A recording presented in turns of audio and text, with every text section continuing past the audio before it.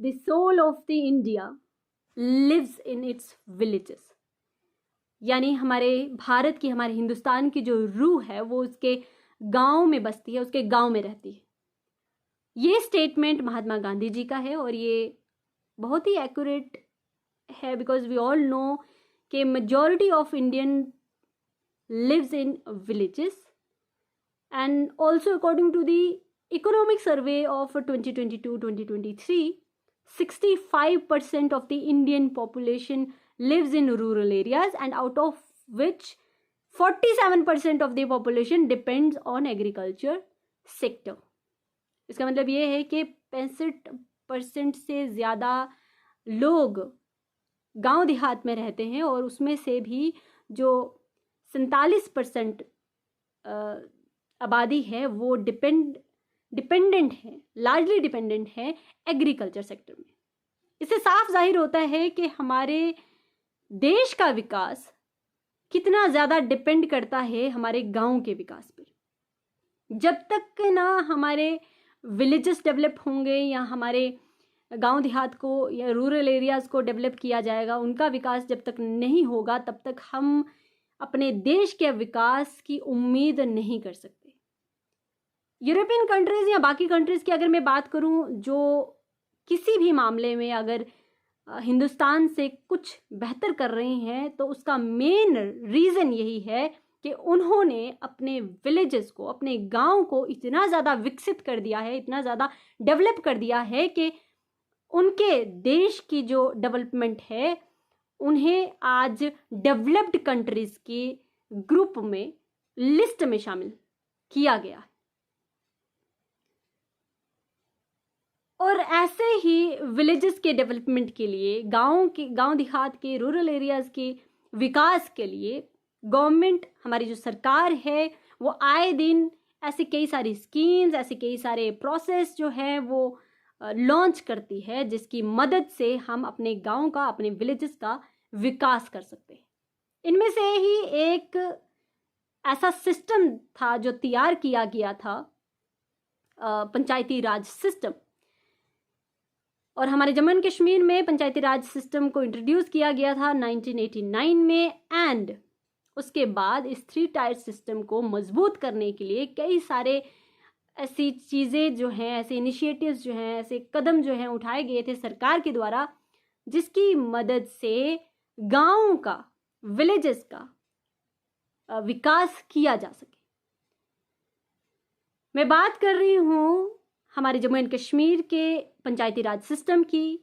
And उसमें भी पिछले कल यानी 9 जनवरी 2024, 9 जनवरी 2024 हमारे सरपंच, पंचेस, नायब सरपंच और हमारे बीडीसीज का जो टेन्योर था, वर्किंग टेन्योर था, वो कंप्लीट हो जाता है और इनकी पावर्स जो हैं वो ख़त्म हो जाती हैं पिछले कल।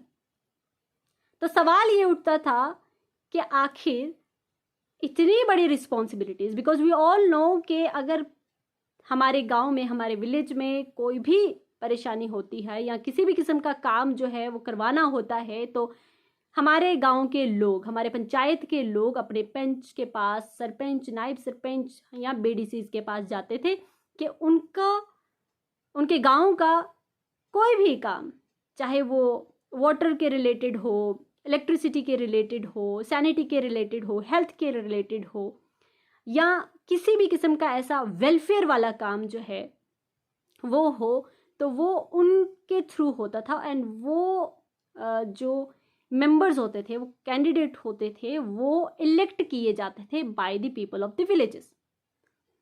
अब क्योंकि 5 साल का टेन्योर उनका ख़त्म हो गया है, उनकी जो पावर्स हैं वो किसके पास जाएंगी, कौन उनको रन करेगा, हमारे लोग किसके पास जाएंगे अपनी कंप्लेंट्स लेकर, अपनी ज़रूरतें लेकर या अपने काम लेकर किसके पास जाएंगे, ये बहुत बड़ा सवाल था। तो जवाब आज 10 जनवरी 2024 को हमारे गवर्नमेंट के द्वारा दे दिया गया है।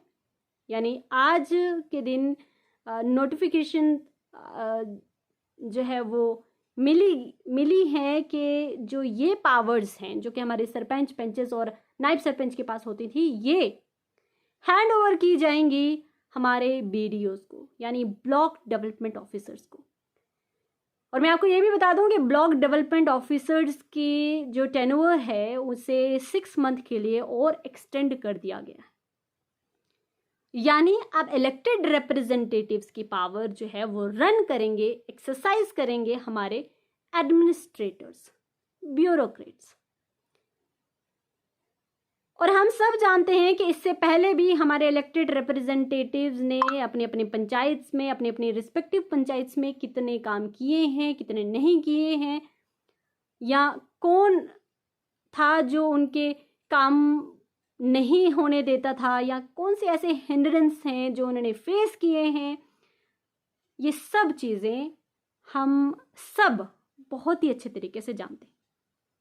अब वही काम जो रह चुके हैं, जो इन पिछले 5 सालों में नहीं किए गए या फॉर सम रीज़न नहीं कंप्लीट हुए, अब वो काम जो है हमारे बीडीओज के पास जो है वो चला गया है।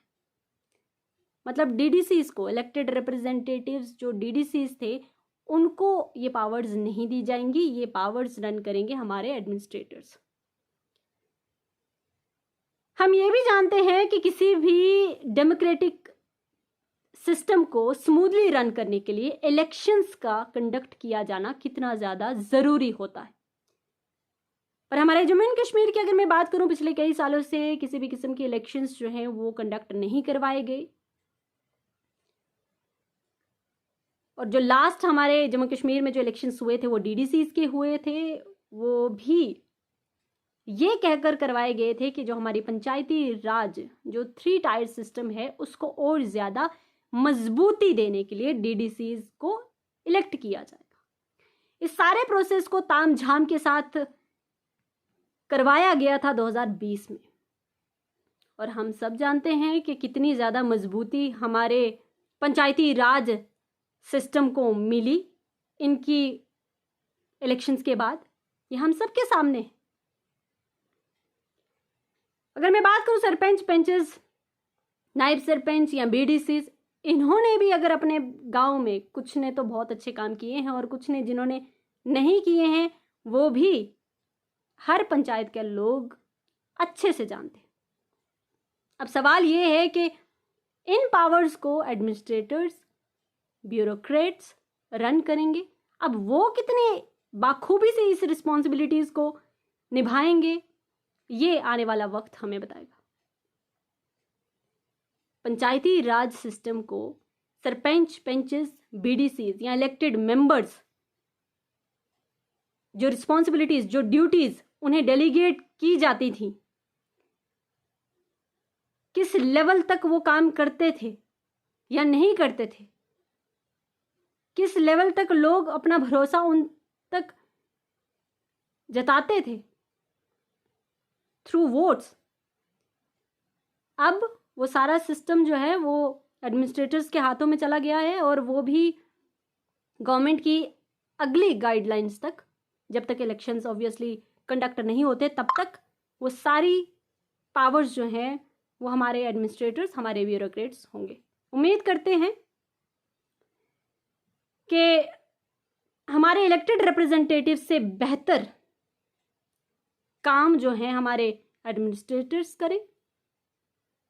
जो कमी पेशी हमारे इलेक्टेड रिप्रेजेंटेटिव्स ने रखी हैं वो हमारे एडमिनिस्ट्रेटर्स पूरी करें। जो गवर्नमेंट स्कीम्स लॉन्च करती हैं वो ग्राउंड लेवल तक, ग्रास रूट लेवल तक हमारे एडमिनिस्ट्रेटर्स पहुंचाएं। जो करप्शन या जो धांधली उन कामों के ना होने के पीछे होती थी, उम्मीद करते हैं कि अब हमारे एडमिनिस्ट्रेटर्स, जो कि गवर्नमेंट के ही सर्वेंट्स होते हैं और गवर्नमेंट की ही दी गई स्कीम्स जो हैं वो ग्रास रूट लेवल तक, जो है ग्रास रूट लेवल तक, ग्राउंड लेवल तक पहुंचाने की जो रिस्पॉन्सिबिलिटी अब उनको दी जा रही है वो निभाएं। इसी उम्मीद के साथ आप सबसे एक और सवाल के, क्या इलेक्टेड रिप्रेजेंटेटिव से बेहतर हमारे एडमिनिस्ट्रेटर्स काम कर सकते हैं? कमेंट सेक्शन में अपने राय ज़रूर रखिएगा। धन्यवाद।